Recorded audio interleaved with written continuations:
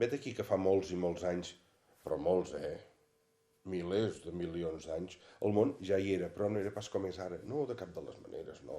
Hi havia molts animals, i n'hi havia un que avui en dia encara existeix, però era una miqueta diferent. Era la camaleona, que no el camaleó. Tot això va començar amb una camaleona. Era verda. Ai, la camaleona. Era petita, feia molta gràcia a tots els animals, tots hi jugaven, s'ho passava d'allò més bé quan era petita, i no passava res que estigués sola perquè només hi era ella. El que va passar va ser que quan es va fer gran, li van començar a sortir grans per tot arreu, i ella, és clar, com que li picava, es començava a gratar i a gratar i a gratar i a gratar. I li agradava gratar-se. Bé, la qüestió és que, amb el temps, després de gratar-se molt, molt, tota sola, ja en va tenir prou i va voler fer el mateix que feien els altres animals. Va voler que algú altre la gratés, igual que veia que els altres animals es grataven els uns als altres. La camaleona va anar mirant, mirant per tot arreu, però no va veure enlloc cap camaleó, ni aquí, ni allà.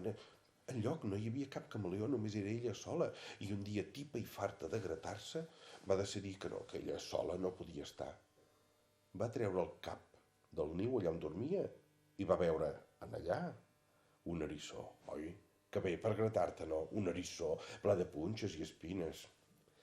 Des d'allà el va cridar i li va dir: eriçó, eriçó, eriçó, espera't, espera't, que et faré un petó que ens casarem.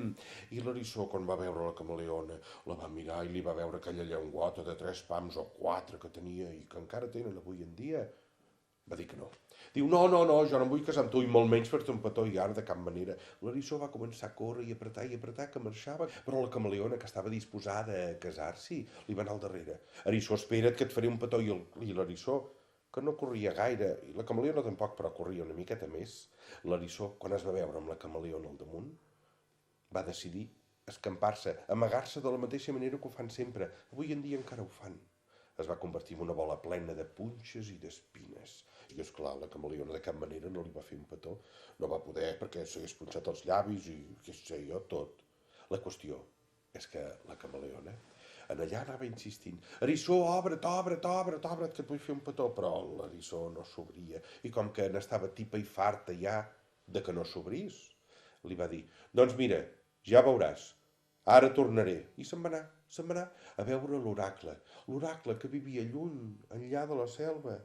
L'oracle era el jutge de tots els animals, el que deia quines coses estaven ben fetes i quines estaven mal fetes.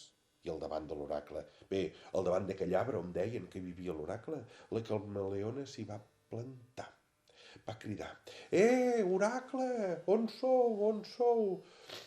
Mai ningú l'havia vist a l'oracle, mai ningú, però tothom n'havia sentit a parlar i ella va insistir: oracle, oracle. Va sortir per allà un ocellet que li va dir: triga però bé, Ah, i es va esperar insistint i sí, va venir. Què passa? Qui em demana aquí? Soc jo, la camaleona, oracle, on ets? És igual on sigui, digues què vols. Ai, oracle, és que em vull casar amb l'eriçó.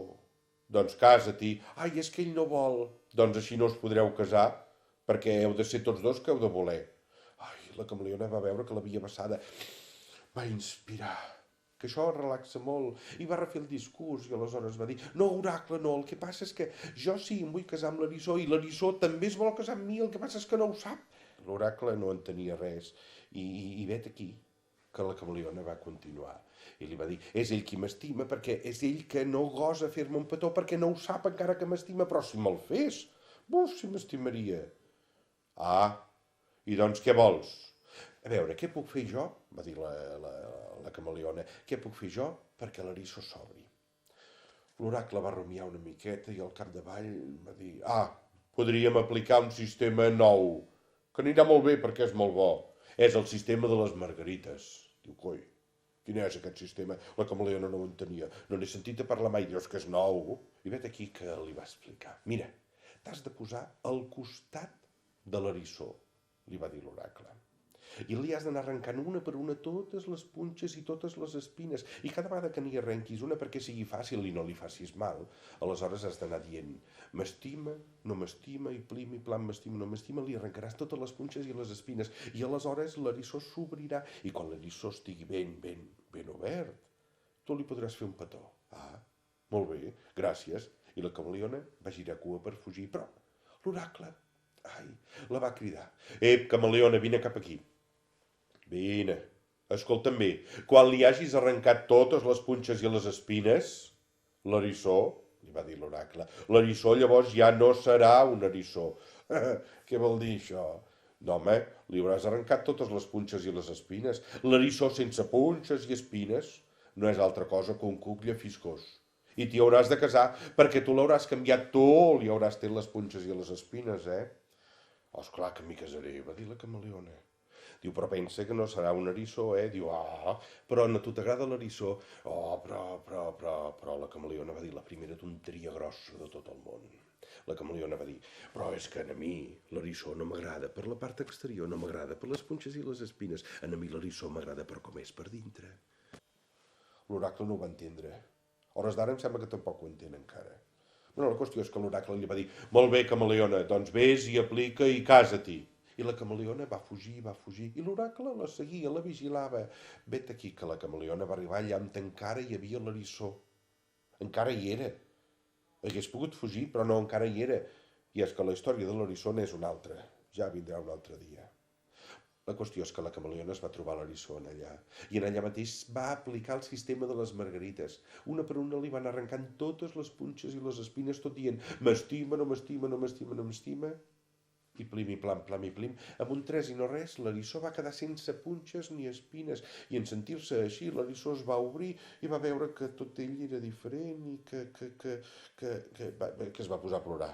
I aleshores la camaleona va veure que l'eriçó era efectivament un cuc llefiscós, sagnant i que podia una miqueta, i li va dir, ai, eriçó, mira, no, saps què, no et faré un petó, no, vés, i va ser ella en realitat la que se'n va anar, i a la que va girar cua i va començar a desaparèixer entre el fullat del bosc de la selva, l'oracle li va fer un crit.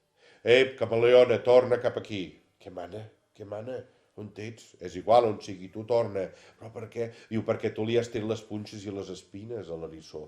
Tu t'hi has de casar, tu l'has canviat, tu t'hi has de casar. I la camaleona es va girar, va contestar, no es va moure, però va contestar i va dir, ai, és que no m'agrada, no funcionaria, no funcionaria, i tot dient això se'n va anar, va desaparèixer pel mig del bosc, no sé, ningú mai més la va veure. I l'oracle, empipat com una mona, vet aquí que enravenat allà en aquella branca la va assenyalar i li va dir, doncs camaleona, d'ara endavant tu i tots els teus descendents anireu canviant de color depenent d'allà on us poseu. Si us poseu en una branca sereu del color de la branca, si us poseu al damunt de la fulla sereu de color verd, i si caieu a l'aigua tindreu els colors de l'aigua, és igual. D'aquesta manera, canviant de color constantment, tothom sabrà que no sou ni gota de fiar. I d'ençà de llavors, i per aquesta maledicció, no pas per amagar-se, és que les camaleones i els camaleons, tots descendents d'aquella primera camaleona, van canviant de color, depenent d'allà on es posen. El que passa és que l'oracle ens va fer un flac favor a tots els altres animals.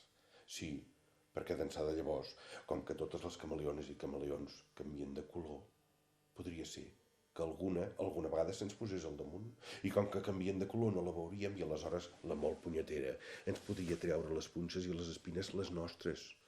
Que sí, les punxes i les espines sempre són punxes i espines, però, coi, val més que te les treguis tu que no pas que te les arrenqui un altre. No?